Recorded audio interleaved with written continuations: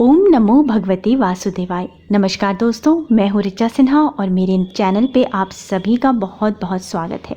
दोस्तों, आज हम बात करने वाले हैं परिवर्तनीय एकादशी से संबंधित। भाद्रपद माह के शुक्ल पक्ष की एकादशी तिथि को परिवर्तनीय एकादशी का व्रत किया जाता है। वैसे तो साल में 24 एकादशियाँ आती हैं। प्रत्येक एकादशी अपने आप में ही अत्यंत महत्वपूर्ण होती है, परंतु उन सभी में कुछ एकादशी के व्रत ऐसे होते हैं जिनका विशेष महत्व होता है और उन्हीं में से एक एकादशी है परिवर्तनीय एकादशी।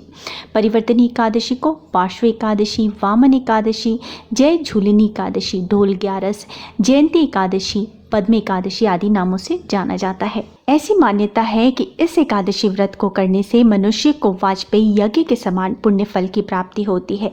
साथ ही साधक को पूर्व जन्म से लेकर के वर्तमान समय तक किए गए जाने अनजाने पापों से मुक्ति मिलती है एवं मोक्ष की प्राप्ति होती है।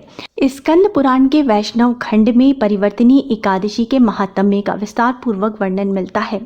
परिवर्तनीय एकादशी को कई नामों से जाना जाता है। इसे जय झूलिनी एकादशी भी कहते हैं, क्योंकि ऐसी मान्यता है कि कान्हा जी के जन्म के बाद इसी दिन यशोदा मैया ने उनका जल पूजन किया था।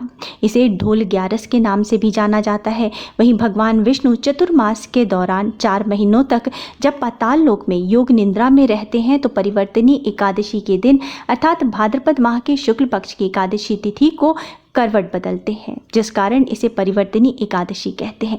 इसी दिन भगवान विष्णु जी के वामन अवतार की पूजा का भी विधान बताया गया है। साथ ही इस एकादशी को पद्मा एकादशी के नाम से भी जाना जाता है। ऐसी मान्यता है कि इस दिन भगवान विष्णु के वामन अवतार और माँ लक्ष्मी की विधिवत पूजा अर्चना करने से मनुष्य को धन, सुख, समृद्धि एवं ऐश्वर्य की प्राप्ति होती है। मनुष्य के शोक और दुखों का नाश होता है। और दोस्तों, इस वर्ष अर्थात 2022 में पद्मा एकादशी का व्रत 2 दिन किया जाएगा। 6 सितंबर मंगलवार के दिन और दूसरा 7 सितंबर बुधवार के दिन। जो गृहस्थ लोग हैं वो एकादशी का व्रत 6 सितंबर मंगलवार के दिन ही करेंगे।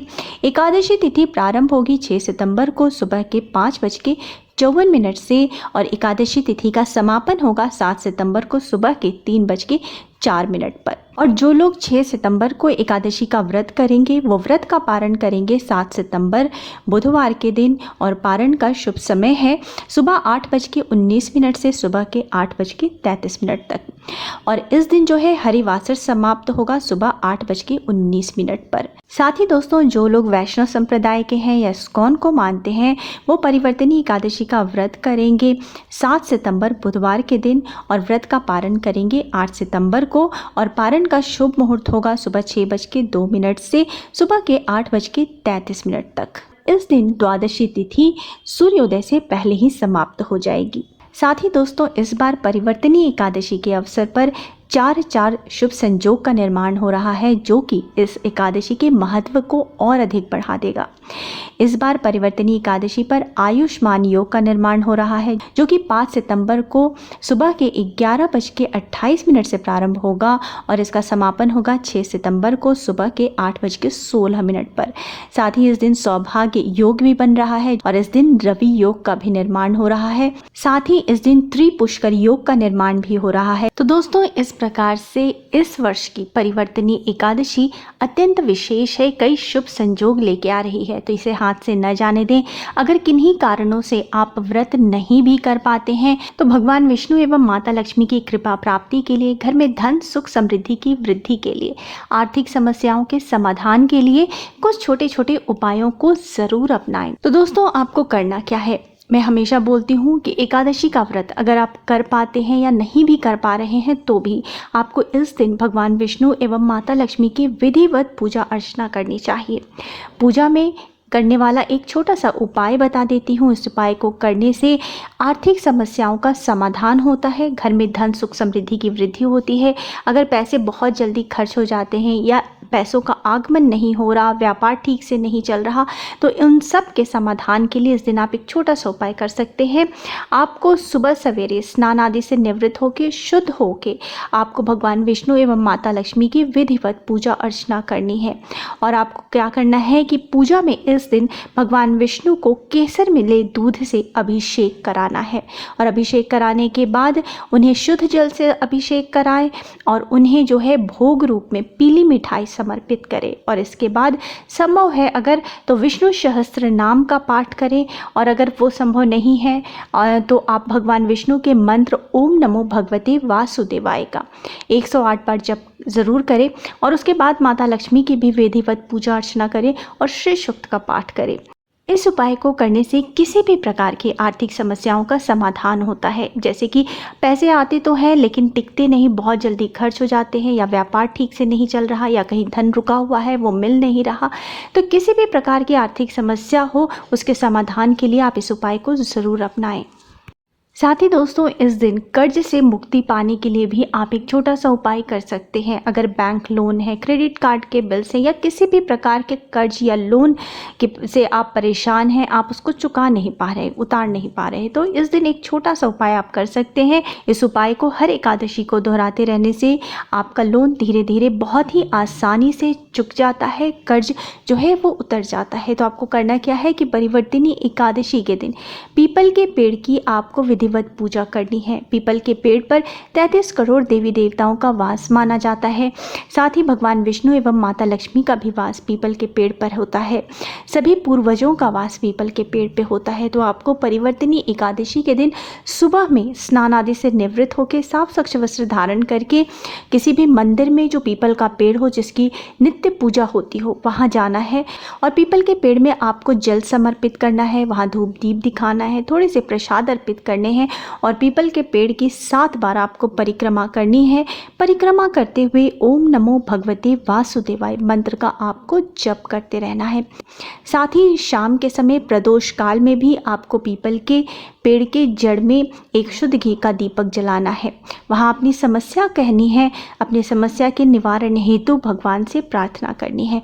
और इस उपाय को आप परिवर्तनी एकादशी से प्रारंभ करके हर एकादशी को दोहराएं। बहुत ही जल्द आपको इसका असर साफ नज़र आएगा।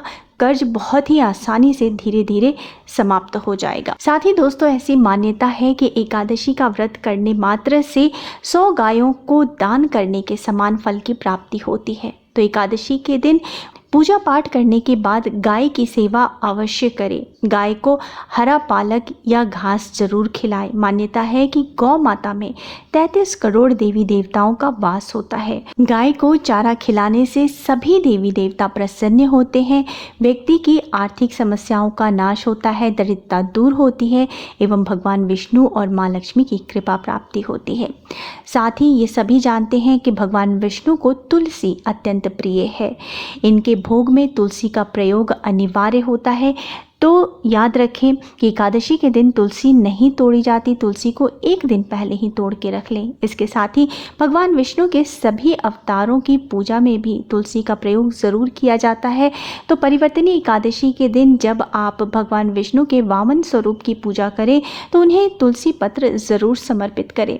और इसके साथ एकादशी के दिन शाम के समय प्रदोष काल में तुलसी के पौधे के नीचे एक शुद्ध घी का दीपक ज़रूर जलाएं, और उसके बाद तुलसी की 11 बार परिक्रमा करते हुए ओम नमो भगवते वासुदेवाय मंत्र का जप करें। दोस्तों, ये उपाय बहुत ही कारगर बताया गया है।